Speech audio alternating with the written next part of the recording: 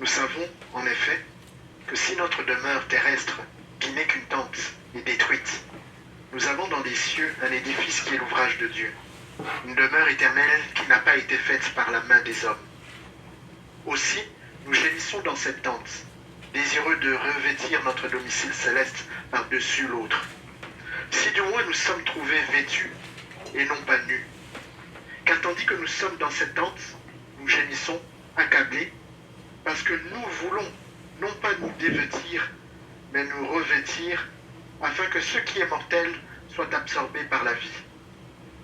Et celui qui nous a formés pour cela, c'est Dieu, qui nous a donné les arts de l'esprit. Nous sommes donc toujours pleins de courage, et nous savons qu'en demeurant dans ce corps, nous demeurons loin du Seigneur, car nous marchons par la foi et non par la vue. Nous sommes pleins de courage et nous aimons mieux quitter ce corps et demeurer auprès du Seigneur. C'est pour cela aussi que nous mettons notre point d'honneur à lui être agréable, soit que nous demeurions dans ce corps, soit que nous le quittions. Car il nous faut tous comparaître devant le tribunal du Christ, afin qu'il soit rendu à chacun d'après ce qu'il aura fait dans son corps, soit en bien, soit en mal. Connaissant donc la crainte du Seigneur, nous cherchons à convaincre les hommes. Dieu nous connaît, et j'espère que dans vos consciences, vous nous connaissiez aussi. Amen. Amen. Merci. Ce texte, c'est un grand mystère que l'apôtre Paul est en train de révéler. Et nous bénissons Dieu pour la vie de cet homme qui est passé sur la terre. Et nous avons vu et nous voyons comment la vie d'un homme peut être utile à l'humanité. C'est chacun de nous, ayant l'appel de Dieu, qui peut décider d'être utile entre les mains du Seigneur ou inutile. Chacun de nous, lorsqu'il est venu dans ce monde, a une destinée. Il peut décider de sa destinée de faire ce qu'il veut, ou alors de se rendre un instrument entre les mains de Dieu pour bénir les multitudes. L'apôtre Paul en est un. Dieu en a fait un exemple de quelqu'un qui pouvait partir du meurtre à quelqu'un qui pouvait révéler la gloire des mystères de Dieu. Les choses que les hommes ne comprennent pas, un homme a eu le privilège de les comprendre et a pu bénir les générations jusqu'à ce que Christ revienne. Nous comprendrons toujours qu'est-ce que Dieu voulait nous dire au travers des écrits de Paul. Quelqu'un disait un jour que lorsque Paul était au ciel, Dieu lui a dit: Paul, tu avais prêché et même moi j'ai fait de tes paroles ma parole. Quand Paul écrivait ça, il n'écrivait pas ça pour que ça soit des textes bibliques. Il écrivait ça pour encourager l'Église. C'était des lettres pour encourager l'Église. Mais tellement Paul était consacré à Dieu que quelqu'un disait que Dieu a fait des lettres de Paul sa parole. Dieu s'est approprié de ça pour dire: je fais de ça ta parole. Est-ce que c'est vrai? Je ne sais pas, mais c'est un témoignage que quelqu'un a donné. Alors nous savons en effet que si cette tente où nous habitons sur la terre est détruite, bien aimé, cette tente sera détruite. Cette tente, c'est le corps que nous avons. Ce corps, un jour, nous savons qu'il sera détruit. Il partira par la mort. Ce qui est sûr. Nous savons, c'est une certitude. Ce n'est pas une présomption. Nous savons, c'est une certitude, en effet, que si cette tente, ce corps où nous habitons, alors comprenons bien, le corps physique, c'est une habitation. Le corps physique, c'est une habitation. Parfois, on a de la difficulté à voir l'homme qui habite dans le corps. Mais l'homme qui habite dans le corps, c'est toi-même. C'est un mystère. Parce que tu te dis, mais quel est cet homme qui habite dans mon corps? Mais quand tu te poses cette question, c'est cet homme qui se pose lui-même la question. Il devait se poser la question à l'envers. Quelle est mon habitation? Quelle est mon habitation? Et la Bible répond en disant, c'est la tente dans laquelle tu es. Bien-aimés, nous devons marcher avec la conscience qu'un jour nous allons quitter notre corps physique. C'est la première chose qu'il faut avoir en esprit. Cette tente sera détruite un jour. Nous allons nous coucher et nous n'allons plus nous lever. Nous allons faire un accident, nous allons avoir un accident et nous n'allons plus nous lever. Un jour, quelqu'un en roulant peut nous heurter. Nous pouvons aller dans l'eau, nous noyer. Ça sera la fin de la location. Nous sommes en location dans ce corps. Le bail sera arrêté. Alors, la Bible nous dit que alors le jour où ce bail sera arrêté, nous avons dans le ciel un édifice. Cet édifice, c'est une maison. Alors marchons dans la conscience que nous sommes en transition, nous sommes de passage d'un monde vers un autre monde. Et l'apôtre Pierre l'a bien expliqué. Dans le monde dans lequel nous sommes, où nous sommes en de passage, nous sommes en transition, nous devons nous préparer à aller dans le monde éternel. Dieu sait que ses enfants et que toute l'humanité entière est de passage sur la terre. Et Dieu a pris la responsabilité de construire pour chacun de nous un édifice, une maison éternelle. Alors, tu es venu dans ce monde et tu vis dans une maison faite de mains d'hommes. Ton corps physique vit dans une maison faite de mains d'hommes. Quand tu t'en iras de ce monde, ton corps spirituel devra vivre dans une maison aussi faite de mains, non pas d'hommes, mais de Dieu. Ça, c'est la conscience avec laquelle nous devons marcher tous les jours. Ça, c'est la réalité avec laquelle nous devons être confrontés tous les jours. Cette réalité, il faut la voir. Nous avons dans le ciel un édifice qui est l'ouvrage de Dieu. Dieu est en train de préparer, du moins, il a déjà préparé un édifice pour chacun de nous. Jésus nous l'a dit dans Jean au chapitre 14, que votre cœur ne se trouble point. Croyez en Dieu, croyez en moi. Je vais vous préparer une demeure, car dans la maison de mon Père, il y a plusieurs demeures. Il a dit, je vais vous préparer, je vais vous construire, je vais vous bâtir un édifice. Donc vous n'allez pas dans l'autre monde pour être des sans-abri. Vous n'allez pas dans l'autre monde pour être des sans domicile fixe. Vous n'allez pas dans l'autre monde pour être des itinérants. La conscience que nous avons doit nous contraindre à comprendre que nous sommes de passage d'un monde vers un autre monde. Et la Bible nous dit, nous gémissons à l'intérieur de ce corps d'être revêtus de notre domicile céleste. Quand l'apôtre parle ici du domicile céleste, il n'est pas en train de parler de l'habitation qui est en train d'être construite, il parle du corps céleste. Il parle de notre corps céleste. Donc, si tu es un enfant de Dieu, vous savez, à la fin de toutes choses, les hypocrites seront exposés. Pourquoi nous le disons? Parce que dans le cœur d'un enfant de Dieu, il y a ce gémissement. Il y a ce gémissement, il y a ce cri de fatigue intérieure qui caractérise les enfants de Dieu. Et ce cri se répand dans le monde invisible et dit à Dieu, combien de temps je vais rester dans ce corps? Pendant combien de temps encore, Seigneur? Je serai loin de toi. Mon cœur aspire te voir. Je désire ta présence. Chacun de ceux qui sont nés de l'Esprit de Dieu ont ce cri. Chacun de nous a ce cri à l'intérieur de lui. Il compte les jours. Il aspire après le jour de la rencontre. Est-ce que vous n'avez jamais ressenti ce cri à l'intérieur de vous? Si vous êtes vraiment né de l'Esprit de Dieu, si vous êtes véritablement né d'en haut, vous allez avoir ce cri au fond de vous. L'apôtre Paul était un homme comme nous. Il était un homme comme nous, fait de chair et de sang. Au fond de son cœur, il ressentait ce cri. Il ressentait ce gémissement. Aussi nous gémissons dans notre corps, désirant revêtir le corps spirituel, la demeure céleste. Si du moins, nous sommes trouvés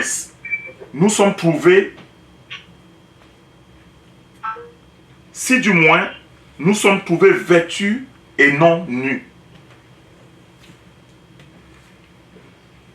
Qu'est-ce que ça veut dire? si du moins nous sommes trouvés vêtus et non nus. Le moment de la mort, c'est le moment de transition entre un dépouillement et un revêtement. Le moment de la mort. Lorsque quelqu'un meurt, il y a une activité, il y a un mystère qui se passe. Dieu le dévêt, il le dévêt de son vêtement ancien, c'est-à-dire son corps, et à l'instant même, il le revêt d'un autre corps. Pendant ces deux moments, nous pouvons nous retrouver nus. Mais gloire soit rendue à Dieu, qui ne laisse pas que ses enfants soient trouvés nus.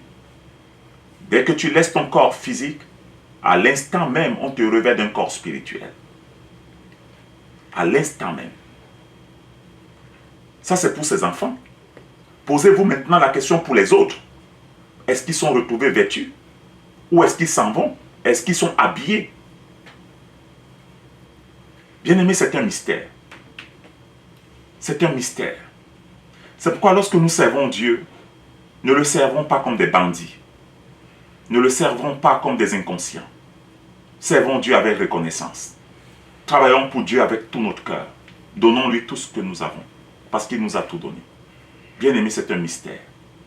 Vous savez que les démons, depuis qu'ils ont été dépouillés de leur corps, n'ont plus de corps. Depuis qu'ils ont été dépouillés de leur corps, ils n'ont plus de corps. Vous le savez, bien-aimé. Ce mystère, c'est un mystère que Dieu est en train de nous révéler ici par l'apôtre Paul. Alors, je voudrais nous encourager ce matin à le comprendre.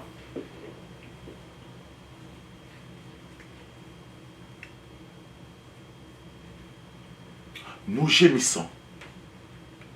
Pose-toi toujours la question, est-ce que ce gémissement s'est arrêté? Ça veut dire que ta direction, ce n'est plus le ciel. Si tu ne ressens plus au fond de toi le désir d'aller rencontrer Jésus, tu es en danger de mort. Si tu ne ressens plus au fond de toi ce gémissement d'aller dans ton habitation céleste, ça veut dire que tu as fait de la terre ta résidence permanente. L'apôtre Paul te dit, bien-aimé, je gémis au fond de moi. Je veux enlever ce corps. Je veux qu'un autre corps me soit donné. Et que je ne sois pas trouvé nu. Car tandis que nous sommes dans cette tente, nous gémissons accablés parce que nous voulons non pas nous dépouiller, mais nous revêtir. Pendant que tu es dans ce corps physique, tu ressens au fond de toi souvent un désir de porter sur toi l'immortalité. Tu ressens ce désir de ne pas passer par la mort. Tu ne veux pas être trouvé un instant nu. Tu veux qu'au-dessus de la mortalité, Dieu mette l'immortalité. Tu le ressens, tu le vois. C'est pourquoi nous disons Maranatha, Seigneur reviens. C'est pourquoi au fond de notre cœur, nous disons Jésus revient. Les véritables enfants de Dieu, ceux qui sont prêts, attendent Jésus. Et ils regardent la montre et disent Jésus jusqu'à quand? Jusqu'à quand? Jusqu'à quand? Jusqu'à quand? Bien-aimés, c'est ce mystère que nous sommes en train de lire. Nous ne voulons pas nous dépouiller. Nous ne voulons pas être victimes de la mort. Bien que nous ayons vaincu la mort par Jésus-Christ, nous voulons être revêtus. Nous voulons que cette gloire, au vu et au su de tout le monde, se manifeste. La mortalité est revêtue par l'immortalité. Que ce qui est passager soit instantanément changé par ce qui est éternel, permanent. Ce mystère, chacun de nous l'attend. Chacun de nous l'attend. Bien-aimé, que la mort soit engloutie par la vie. Que la mort soit engloutie par la vie.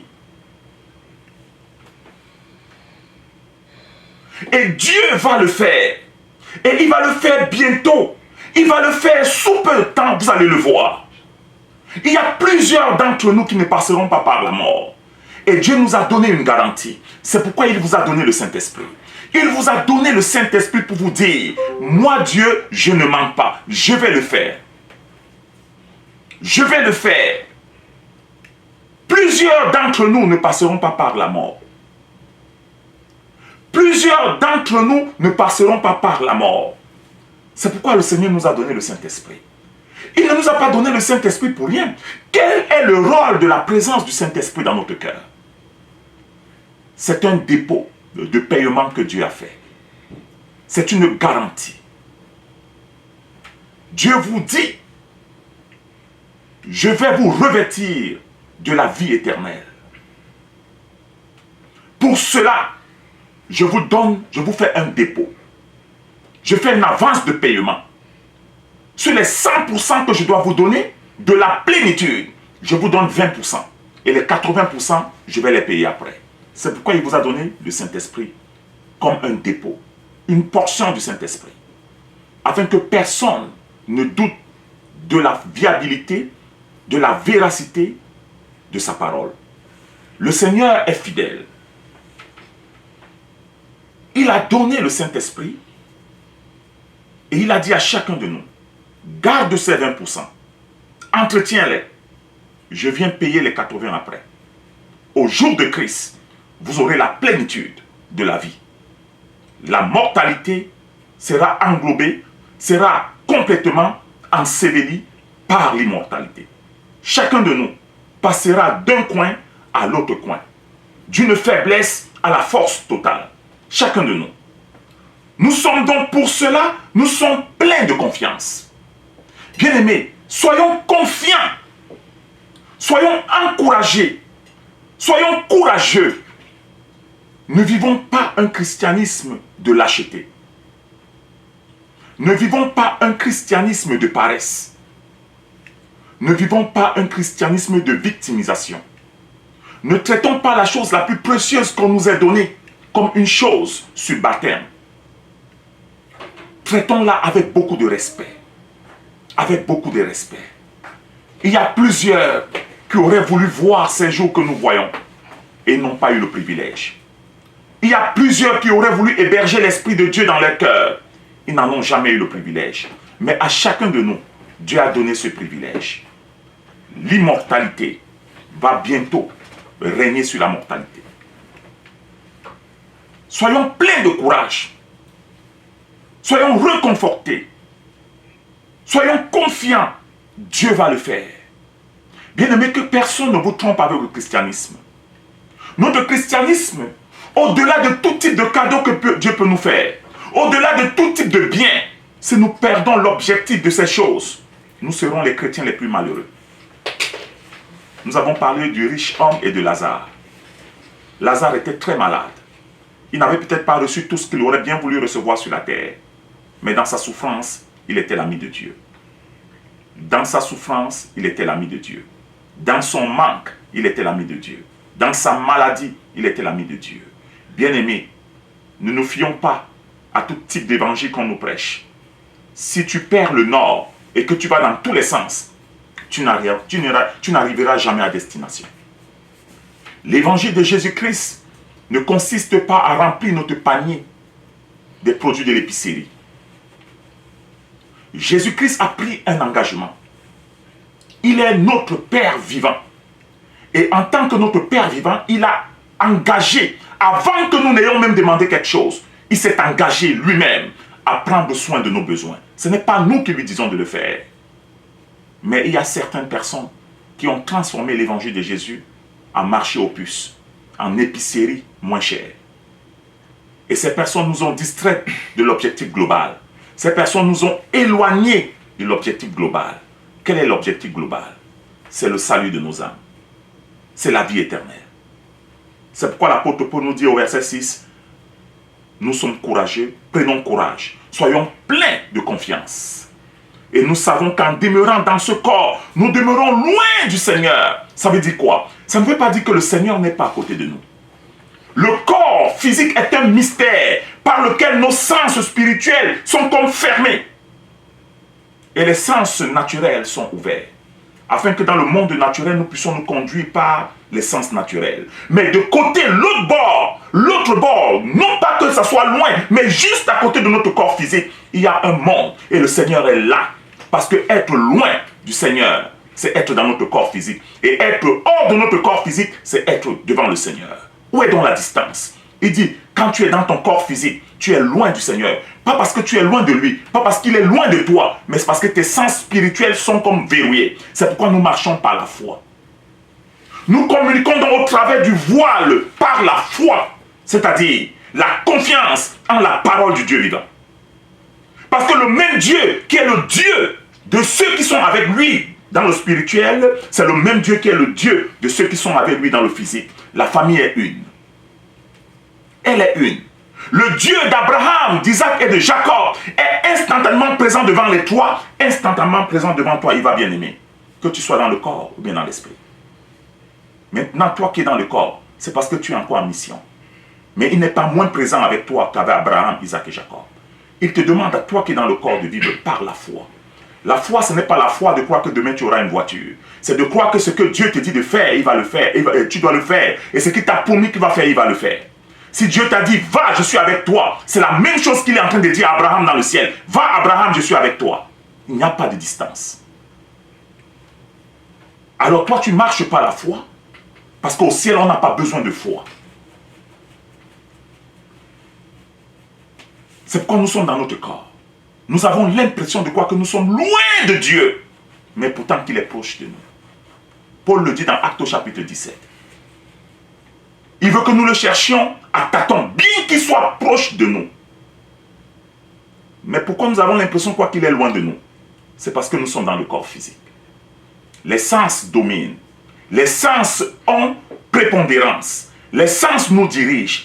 C'est pourquoi nous avons l'impression de croire qu'il est loin de nous. Mais le même qui est proche de Moïse au ciel, c'est le même qui est proche de toi dans ta chambre. C'est le même.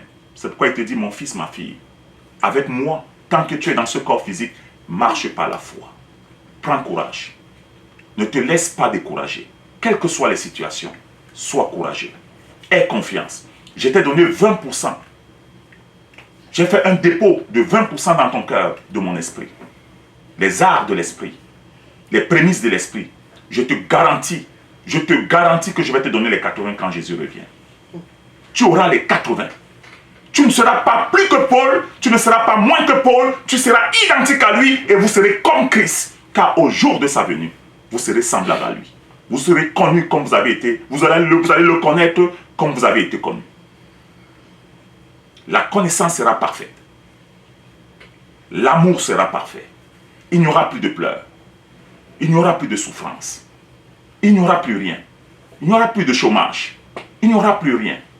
Il n'y aura plus rien, aucune de ces choses. Bien-aimés, l'apôtre Paul, par l'Esprit de Dieu, nous encourage. Marchons par la foi et non par la vue. Évitons le christianisme de la vue. La vue, c'est l'essence. Quand les choses vont bien, Dieu est bon. Quand le pasteur nous parle bien, Dieu est bon. Quand le frère tel nous aime bien, Dieu est bon. Le jour où le frère tel ne nous aime plus bien, Dieu n'est plus bon. Ça, c'est de l'enfantillage.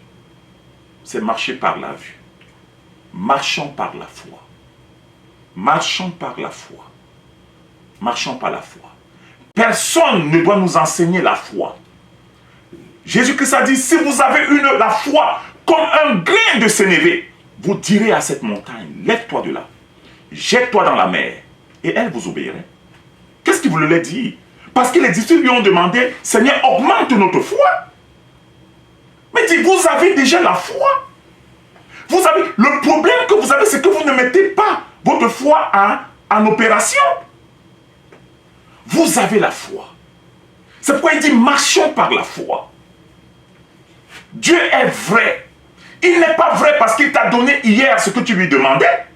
Il est vrai parce que même s'il ne t'a rien donné, il est vrai, tu le sais dans ton esprit. Marche par la foi. Marche par la foi. Dans ces temps difficiles qui arrivent dans le monde, ceux qui vont marcher par la vue n'iront nulle part. Dans ces temps difficiles qui vont dans le monde, ceux qui vont marcher par la vue n'iront nulle part. Quand j'ai entendu le témoignage de notre sœur Marcel ce matin, j'étais béni dans mon cœur. Pourquoi? Parce que bien que son oncle soit décédé, elle a d'abord choisi de dire merci à Dieu. Et elle a compris que bien que nous ayons prié, Dieu a décidé autrement. Et elle a dit qu'il allait se reposer, c'est-à-dire qu'elle a vu au-delà de la fatalité. Et c'est ça la foi. Voir au-delà de la fatalité. Car toute chose concourt au bien de ceux qui aiment Dieu.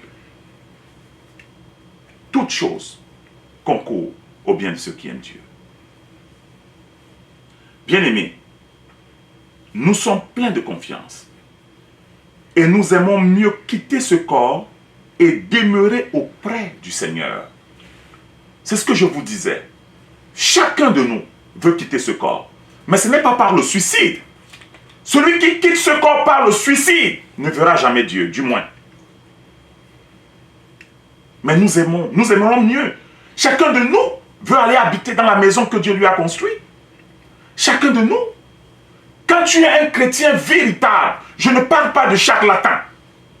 Un chrétien véritable qui connaît où il va, constamment au fond de son cœur. Il ressent ce désir et il dit à Dieu, Seigneur, jusqu'à quand? Jusqu'à quand, Seigneur? Jusqu'à quand, Seigneur? Il ressent ce désir et ayant ce désir dans son cœur, il veut aller rencontrer le Seigneur. Il veut dire au Seigneur, Seigneur, viens me chercher. Viens me chercher. Si cette voix ne parle pas dans ton cœur, si cette voix ne parle plus dans ton cœur, si tu éprouves une crainte dans ton cœur, lorsque tu as l'idée que Jésus va venir te chercher, tu ferais mieux de mettre tes voix en règle. Il y a quelque chose avec la conscience, elle ne ment pas. Si la conscience te condamne quelque part, tu es dans le trouble. Parce que Dieu est plus grand que la conscience. La conscience est un juge. Son jugement est vrai parce qu'elle est la lumière de Dieu dans notre cœur. Et si donc la lumière de Dieu dans ton cœur ne se trompe pas et elle te condamne, qu'en sera-t-il devant le trône de Dieu? Celui qui a créé la conscience. Il est plus grand que la conscience.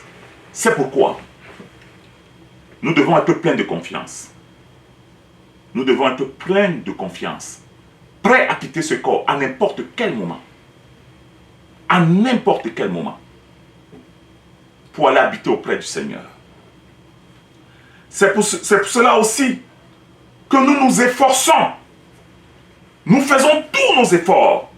Nous mettons le cap. Nous nous engageons à être agréables au Seigneur. C'est pour cela. Donc c'est la conséquence de ce qui s'est dit en haut. Puisque nous devons aller vivre avec le Seigneur, il faut que le Seigneur avec lequel nous devons vivre nous trouve en train de travailler pour lui être agréable, c'est-à-dire faire sa volonté. Être agréable à Dieu, c'est régler nos voies pour que lorsqu'il vient nous chercher pour aller dans les demeures éternelles, que nous n'ayons pas de problème avec lui en chemin. Que nous n'ayons pas de problème. Bien-aimés, on nous a prêché un christianisme. Et c'est ce que nous voyons sur la terre. Va à l'église. À condition que tu fasses les choses pour Dieu. Mais tu ne vérifies pas si tu es en règle avec lui. C'est-à-dire que si vous êtes en train de parler le même langage, si vous êtes synchrone, si vous vous entendez, va à l'église. Et ne regarde pas à ce que tu fais. À condition que tu fasses les choses pour le Seigneur. Bien-aimé, après avoir fait toutes ces choses, dis à toi-même, Seigneur, je suis un serviteur inutile. Je ne fais que ce que tu m'as demandé de faire. Alors, si un serviteur inutile a fait ce qu'on lui demandait de faire, est-ce qu'il a à se glorifier? Hier, je me souviens quand je suis venu, après l'évangélisation, je me suis mis à genoux, j'ai dit à Dieu, ce n'est pas parce que j'ai évangélisé que je suis juste devant toi. J'ai commencé à confesser mes péchés. Vous comprenez? Nous pouvons tout faire pour lui, mais la réalité est devant nous. La réalité. L'apôtre Paul a dit, de peur qu'ayant prêché à tous les autres, je sois moi-même rejeté. Parce qu'il avait établi le fait, ce n'est pas parce qu'il a servi Dieu qu'il est agréable à Dieu. Être agréable à Dieu, ça vient de l'intérieur de ton cœur. La réalité que le Saint-Esprit atteste, par ta conscience. L'apôtre Paul a dit, je ne mens pas, je dis la vérité, ma conscience m'en rend témoignage. C'est pourquoi le christianisme donc tire sa force de l'intérieur, non pas de l'extérieur. Ceux qui tirent leur force de l'extérieur, ce sont des personnes qui font du théâtre. Donc un vrai chrétien tire sa force de l'intérieur. Il tire sa sainteté de l'intérieur. Son référentiel, c'est à l'intérieur. Il regarde son cœur constamment. Il dit à Dieu, est-ce que mon cœur, il ne trompe pas sa conscience. Il travaille avec sa conscience. Lorsque la conscience l'envoie, il dit ok, il plaide avec le Seigneur. C'est ce que l'apôtre est en train de nous enseigner, si bien aimé. C'est ce qu'il nous enseigne. C'est pour cela aussi que nous nous efforçons. Il n'a pas dit que c'est facile. Il a dit nous faisons nos efforts. Que chacun de nous fasse les efforts. Nous nous efforçons. Nous nous battons. Nous nous encourageons. Vous comprenez, ce n'est pas fort. Peut-être le premier jour, ça ne sera pas facile. Tu peux faire 1 an dans une difficulté avec Dieu. Mais efforce-toi. Efforce-toi. Efforce-toi. Efforce-toi. Si tu es tombé, prie Dieu et relève-toi. Nous nous efforçons. Nous nous efforçons. Vous comprenez un peu, à lui être agréable. Soit que nous soyons, nous demeurions dans ce corps, ou bien que nous le quittions. Ça veut dire quoi? Au moment, pendant le temps de ton pèlerinage sur la terre, pendant que tu vis sur la terre, nous devons nous efforcer dans ce corps physique, à lui être agréable, à faire les choses qu'il approuve. À faire les choses. C'est pourquoi il a ouvert une grande fenêtre pour nous, ce qu'on appelle la fenêtre de la confession. Dieu nous a donné une grande opportunité. Le trône de la grâce, c'est le trône de la réconciliation. Le trône de la grâce, c'est le trône de la réconciliation. Nous allons constamment devant le trône de la grâce. Et nous allons dire à Dieu, oh Seigneur, tu sais ce que j'ai fait. Tu sais que je viens de tomber. Tu sais que je me suis égaré. Seigneur, oh bien-aimé, je vais vous annoncer une bonne nouvelle. Dieu pardonne. Il pardonne et il pardonne encore. La Bible nous dit, si ton frère a péché contre toi, et qu'il vienne à toi 7 fois le jour, pardonne-lui. Il n'est pas en train de parler du nombre 7, il est en train de parler du pardon parfait, complet. Pardonne-lui et pardonne-lui et pardonne-lui toujours, à condition qu'il vienne te dire, je suis désolé. Mais sur d'autres cas encore, il nous dit, lorsque ton frère a commis quelque chose contre toi, pardonne-lui immédiatement. Ça veut dire quoi? Ça veut dire que les bras de Dieu sont toujours largement ouverts. Lorsque tu l'as offensé et que tu viennes, Seigneur, je viens encore de tomber. 5 minutes après, Seigneur, je viens encore de tomber. Après 10 minutes, je viens encore de tomber. Le Seigneur est toujours prêt à te pardonner. Il est toujours prêt à nous pardonner. Il est toujours prêt. Toujours. Toujours. Bien-aimé, c'est la grâce de Dieu. Nous vivons dans un temps que tout le monde dans le passé a désiré avoir, a désiré connaître, le temps de la grâce. Nous vivons dans un temps où les anciens ont voulu se retrouver, le temps de la grâce. Où le pécheur peut aller devant le trône de Dieu, regarder le Seigneur face à face par l'Esprit, et fléchir le genou et dire à Dieu, Seigneur, je suis désolé. Je suis désolé. Je suis désolé. Et le Seigneur lui pardonne. Et il s'en va. Non pas seulement que le péché a été couvert, mais le péché a été enlevé. Il a été complètement enlevé. Et la meilleure des choses, c'est que Dieu ne se souvient plus de ça. Celui qui a la mémoire, qui n'oublie pas, oublie le péché qu'il a pardonné. Tirons bénéfice, tirons profit de cet avantage que Dieu nous donne. C'est un avantage concurrentiel que nous avons. Ne faisons pas de notre foi le marchandage. Ne courons pas après n'importe quoi. Courons après le salut de nos âmes.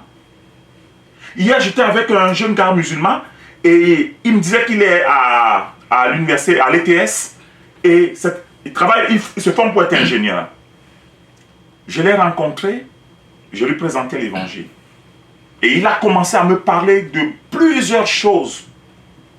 Je lui ai dit, écoute mon ami, je voudrais te demander de te focaliser. Ne va pas dans tous les sens dans ta foi. Parce que lorsque tu suis tous les chemins, tu n'auras plus forcément de chemin. Notre foi, bien-aimé chrétien, a un vecteur directeur. Ce vecteur directeur, c'est le Christ. Et l'objectif, c'est le ciel. C'est le ciel.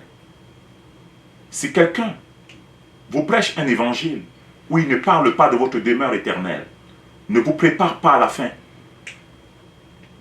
il vous perd le temps. Il vous envoie quelque part où à la fin vous serez confus. Bien-aimés, c'est ce que l'apôtre Paul est en train de nous dire ce matin. C'est pour cela que nous nous efforçons à lui être agréable, que nous soyons dans ce corps ou bien que nous le quittions. Que nous le quittions. Car il nous faut tous comparaître devant le tribunal de Christ. Bien-aimés, ça là, c'est la chose qui doit nous en... Ça doit être constant dans notre esprit. Il nous faut tous comparaître devant le tribunal de Christ. Bien-aimés, chaque chrétien va passer devant le tribunal de Dieu, de Christ. Il y a un tribunal qui nous attend.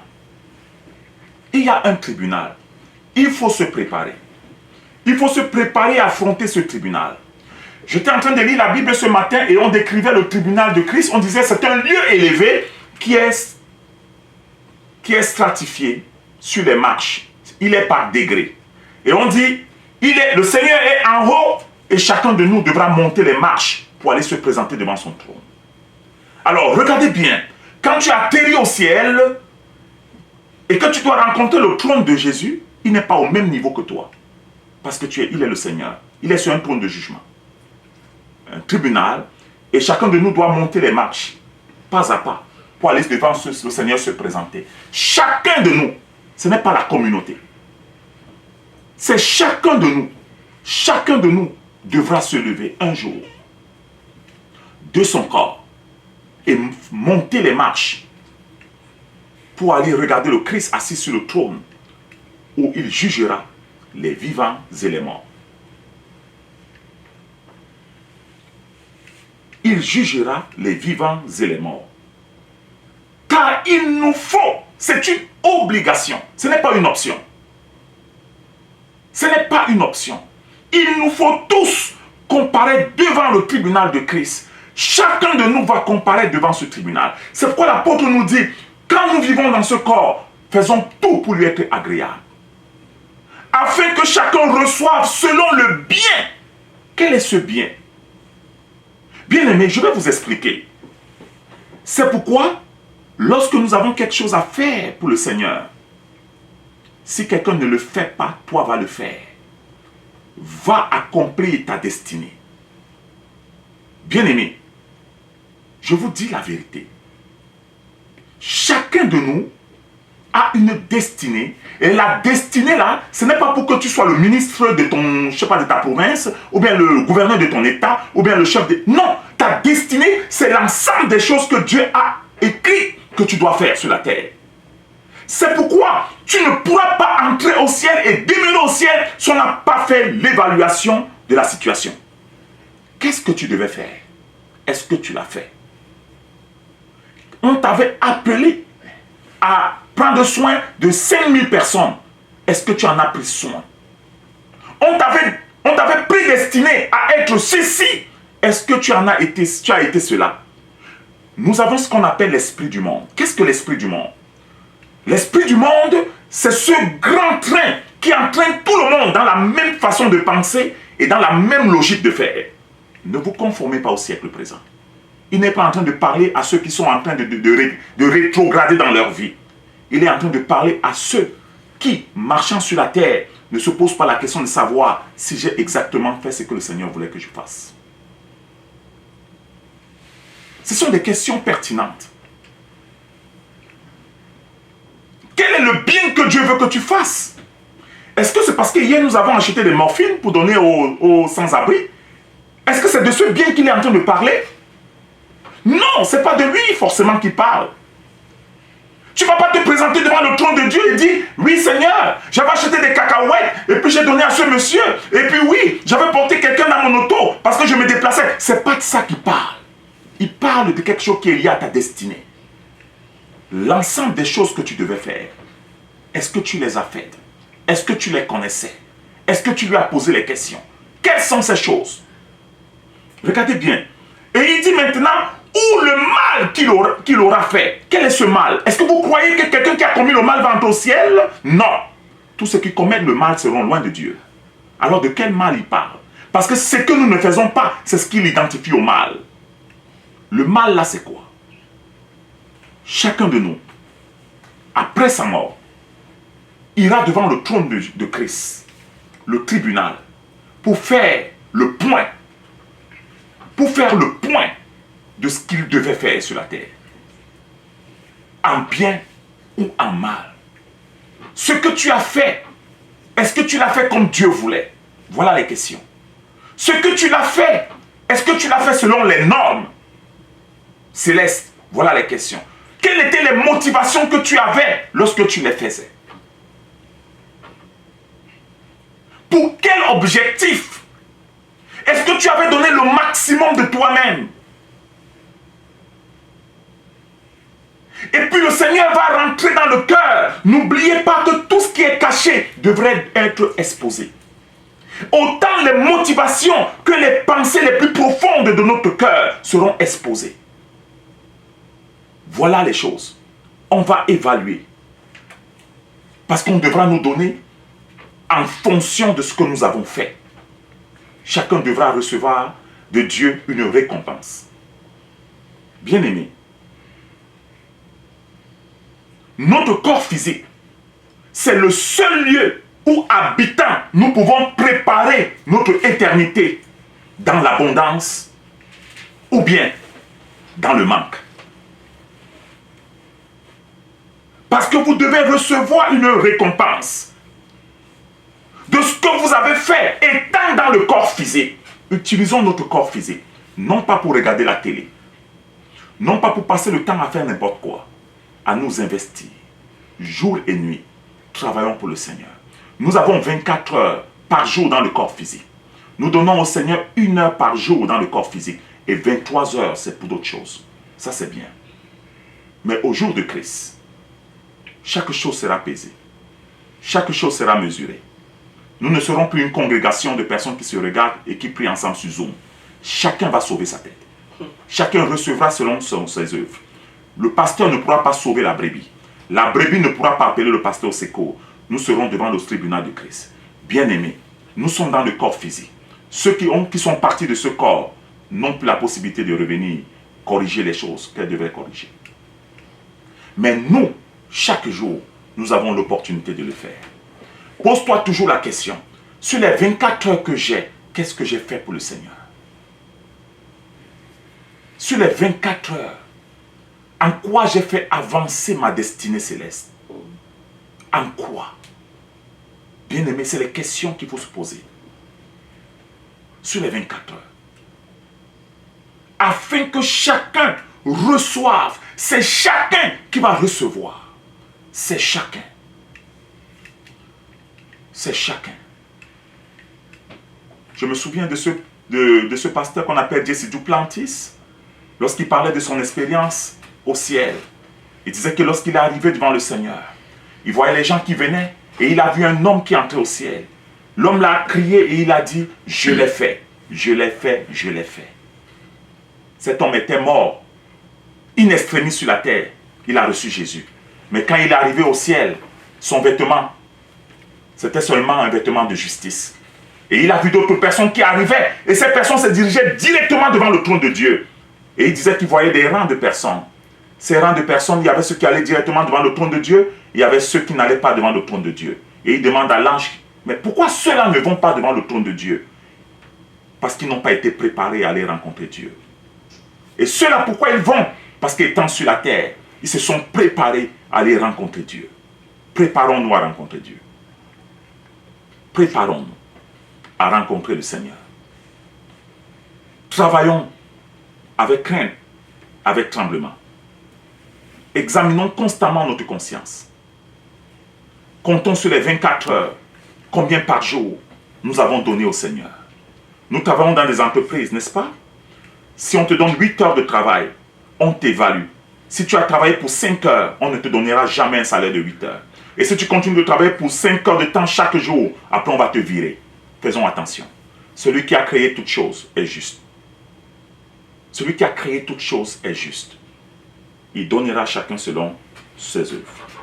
Le dernier verset nous dit ici, connaissant donc la crainte du Seigneur, nous cherchons à convaincre les hommes. Dieu nous connaît et j'espère que dans vos consciences aussi, vous nous connaissez.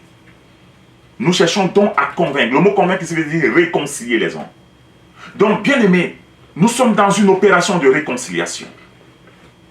Aussi longtemps que nous avons la possibilité, nous disons à chacun de nous, réconcilions-nous. Ça veut dire quoi? Regardons avec le Seigneur les domaines de notre vie où nous sommes en déficience. Regardons. Dieu t'a-t-il appelé à faire quelque chose? Pose-toi la question, est-ce que tu fais cette chose? Hier matin, il y a un frère qui m'a appelé et il m'a dit, Pasteur Paul, le Seigneur m'a donné un message pour toi. Tu n'es pas en train de faire ceci. Quand le frère m'a dit cela, j'ai tremblé. Dans mon esprit, j'ai tremblé.